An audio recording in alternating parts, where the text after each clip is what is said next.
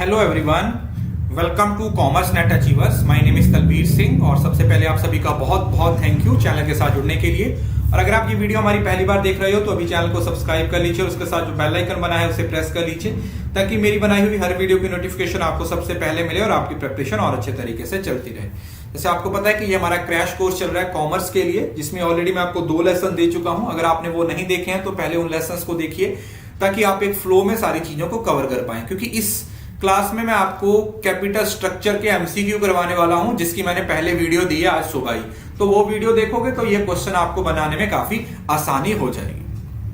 उसके साथ साथ आप अनअकैडमी पे सब्सक्रिप्शन ले सकते हो। तलवीर एस मेरा रेफरल कोड है। इस रेफरल कोड से आपको 10% का डिस्काउंट मिल जाएगा। साथ में आप अपने क्रेडिट्स को यूज करोगे तो 10% का एक्स्ट्रा डिस्काउंट भी आप ले सकते हो। तो इसमें आपको पूरा पेपर 1 मिलेगा, पूरा पेपर 2 मिलेगा, पीवाईक्यू टेस्ट सीरीज सब कुछ आपको यहाँ पे प्रोवाइड करवा दिया जाएगा। आप प्लस भी ले सकते हो और आइकॉनिक भी ले सकते हो। जो आपको अच्छा लगे आप वो सब्सक्रिप्शन लेके अपनी पढ़ाई शुरू कर सकते हो। स्टिल यू हैव 70 डेज, 70 दिन का टाइम है आप लोगों के पास। तो इन 70 दिनों में आप काफी कुछ अचीव कर सकते हो। उसके साथ साथ Telegram channel commerce net achievers join कर लीजिए। मैं इस पे आपको सारी पीडीएफ देता रहता हूं, क्लास की नोटिफिकेशन आती है और सारे पीवाईक्यू आपको यहीं पे मिलने वाले हैं। तो आप पीडीएफ को डाउनलोड कर लीजिए, वहां से आप जितना एडवांटेज ले सकते हो ले लीजिए। 42,000 लोग यहाँ पे जुड़े हुए हैं। और यहीं पे आपको शाम को जो क्विज होता है हमारा, शाम को 9-10 बजे 2 क्विज होते हैं, पेपर 1 और पेपर 2 का, उसका कोड भी आपको टेलीग्राम चैनल पे ही मिलता है। आपके पास 70 डेज है, तो 70 दिनों में खूब मेहनत कीजिए, खूब एफर्ट कीजिए ताकि इस बार आपका एग्जाम क्लियर हो जाए। तो इससे पिछली क्लास में हमने कैपिटल स्ट्रक्चर की थ्योरीज को पढ़ा था। तो अब उस थ्योरी से रिलेटेड हम कुछ क्वेश्चंस करेंगे और हम देखेंगे कि आपको वो टॉपिक कितने अच्छे से समझ आया और आप कितने अच्छे तरीके से इन क्वेश्चन को आंसर कर पाओगे। पहला question, which of the following is true for net income approach? किसके बारे में पूछा जा रहा है? नेट इनकम अप्रोच में क्या था? High equity is better, high debt is better, debt equity is irrelevant और नन ऑफ द अबव। अगर आपको याद हो तो ये एक रेलेवेंट अप्रोच थी जो मैंने आपको सबसे पहले पढ़ाई थी। और रेलेवेंट अप्रोच में मैंने आपको पढ़ाया था कि डुरैंड ने दी है ये अप्रोच। और ये अप्रोच क्या बोलती थी कि लिवरेज ज्यादा से ज्यादा यूज करो, मतलब हाई डेट को यूज करो, क्योंकि जितना डेट बढ़ाओगे उतना आपकी फर्म की वैल्यू बढ़ेगी और cost of capital, overall cost of capital कम हो जाएगी। ये इसका कंटेक्स्ट था। तो ये फर्स्ट क्वेश्चन है जो कि नेट इनकम अप्रोच। देखिए इनकी अप्रोचेस से ही आपको बार बार क्वेश्चन पूछे जाते हैं, तो याद रखिएगा, माइंड में रखिएगा, नेट इनकम अप्रोच है वो ज्यादा डेट को प्रेफर करती है। इन the case of net income approach, जो नेट इनकम अप्रोच की बात होती है तो cost of equity, cost of equity क्या होती है? कांस्टेंट होती है, इंक्रीजिंग होती है, डिक्रीजिंग होती है या नन ऑफ द अबव होती है? अभी मैंने आपको बताया था यहाँ पे कि लिवरेज फर्म होती है आपकी, ज्यादा से ज्यादा लिवरेज को यूज करने की कोशिश करते हो। जब डेट की बात होती है तो जो इक्विटी है वो क्या हो जाएगा? वो अपने आप कांस्टेंट हो जाएगा, क्योंकि इक्विटी का कोई यहाँ पे रोल नहीं रहता है। जो सारी हमारी प्रेफरेंस होती है वो किसको दे देते हैं? हम डेट को दे देते हैं। जब डेट की कॉस्ट के बारे में बात की जाती है तो इक्विटी की कॉस्ट को हम क्या अज्यूम करते हैं? It is always consider to be constant. क्या मान लिया जाता है? हमेशा इसको कांस्टेंट माना जाता है। We assume that it is constant in nature, right? Next question, in the case of net income approach, When the debt proportion is increased, जब डेट proportion इंक्रीज किया जाता है तो जो कॉस्ट ऑफ डेट है वो क्या हो जाती है? इंक्रीज होती है, डिक्रीज होती है, कांस्टेंट रहती है या नन ऑफ द अबव रहती है? अभी मैंने आपको समझाया net income approach totally leverage firm के लिए होती है जो डेट proportion को यूज करते हैं। तो जितना जितना वो डेट यूज करते हैं कोई फर्क नहीं पड़ता, वो डेट की कॉस्ट हमेशा कांस्टेंट ही रहती है। डेट की वैल्यू जितनी मर्जी बढ़ा दें, वो डेट का proportion जितना मर्जी बढ़ा दें, डेट की जो कॉस्ट रहेगी that is always constant. Debt की वैल्यू क्या रहेगी? हमेशा कांस्टेंट रहेगी, उसमें कोई भी किसी भी तरीके का कोई भी इफेक्ट देखने को नहीं मिलेगा। So this is under net income approach. सारी अप्रोचेस इंपॉर्टेंट है, सारी अप्रोचेस से रिलेटेड क्वेश्चन करेंगे। चौथा क्वेश्चन, नेट इनकम अप्रोच में वैल्यू ऑफ फर्म का फॉर्मूला क्या था? ये भी मैंने आपको करवाया था। वैल्यू ऑफ फर्म क्या होती है? VD, VF, VF, VE. तो यहां पर वैल्यू ऑफ फर्म क्या होती है? Value of equity plus value of debt. ये सुबह ही पढ़ाया था आपको क्लास में, आई होप कि आपने वो क्लास को देखा होगा। तो जो फर्म की वैल्यू होती है as per net income approach, वो क्या होती है? Value of firm is value of equity plus value of debt. ये कंसीडर किया जाता है किसके अंडर, जब हम नेट इनकम अप्रोच यूज करते हैं, जो कि रेलेवेंट अप्रोच होती है। This approach is relevant approach of cost structure, capital structure. 5वां क्वेश्चन देखते हैं, नेट ऑपरेटिंग इनकम। अब देखो ये नेट ऑपरेटिंग इनकम आ गई, ठीक है, ये इसकी ऑपोजिट थी।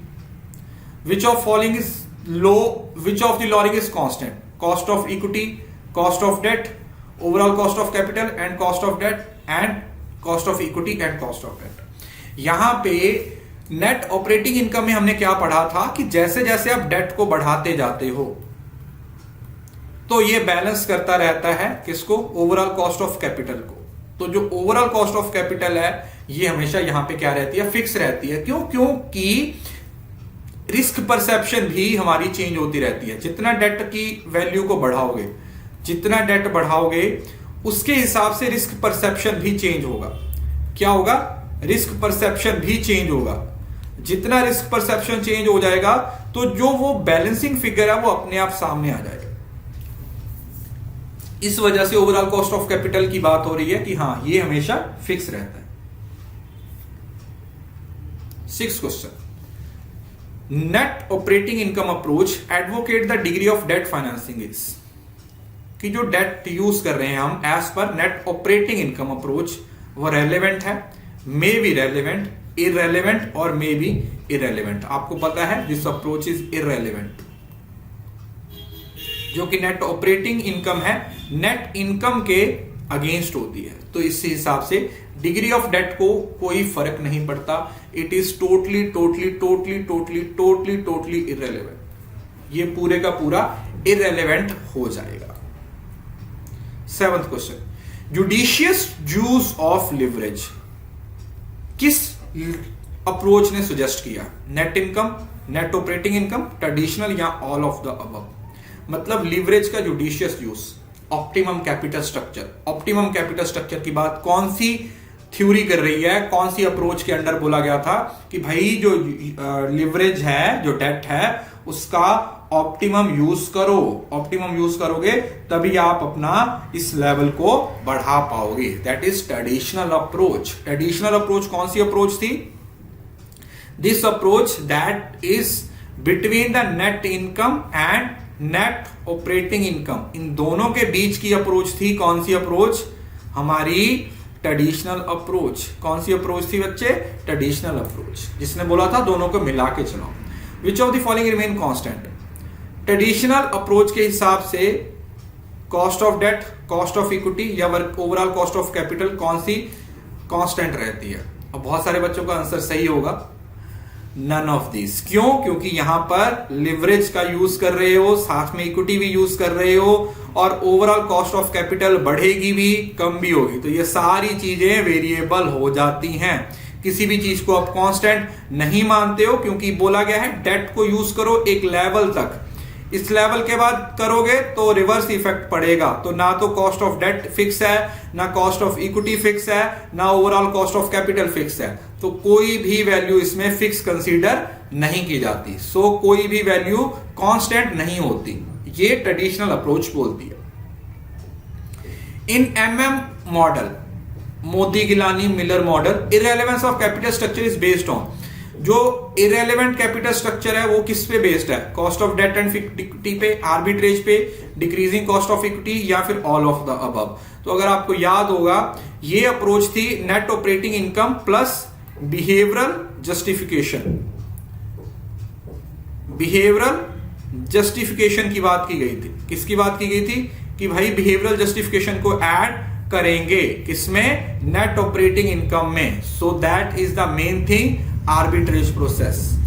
कौन सा खंडा यूज किया गया था, आर्बिट्रेज प्रोसेस। जब भी एमएम अप्रोच की बात होगी तो आंखें बंद करके आर्बिट्रेज पे क्लिक कर देना, that is the only funda. Arbitrage process को यूज करते हैं।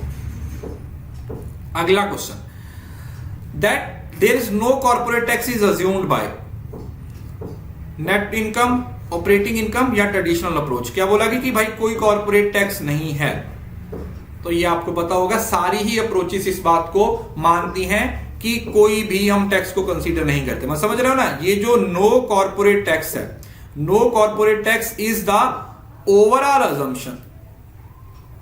ये एक ओवरऑल अजम्पशन है, मतलब ये सारी थ्योरीज पे ही फिक्स होती है। बस इसमें चेंज कहां पे देखने को मिलता है, जब आप एमएम मॉडल में जाते हो, क्योंकि उसका एक 9658 का मॉडल था विद टैक्स और 9060 का था विदाउट टैक्स। अब ये सारी चीजें पिछली क्लास में पढ़ा रखी हैं, तो उसको भी देख लो। अगर नहीं पता चल रहा तो ऊपर यहां पे पिन किया होगा वीडियो को, उस वीडियो को जाके देख लीजिए। अगला question, which of the following statement is false? कौन सी स्टेटमेंट फॉल्स है? NI approach shows the effect of leverage. Okay जी, लीवरेज का इफेक्ट दिखाती है।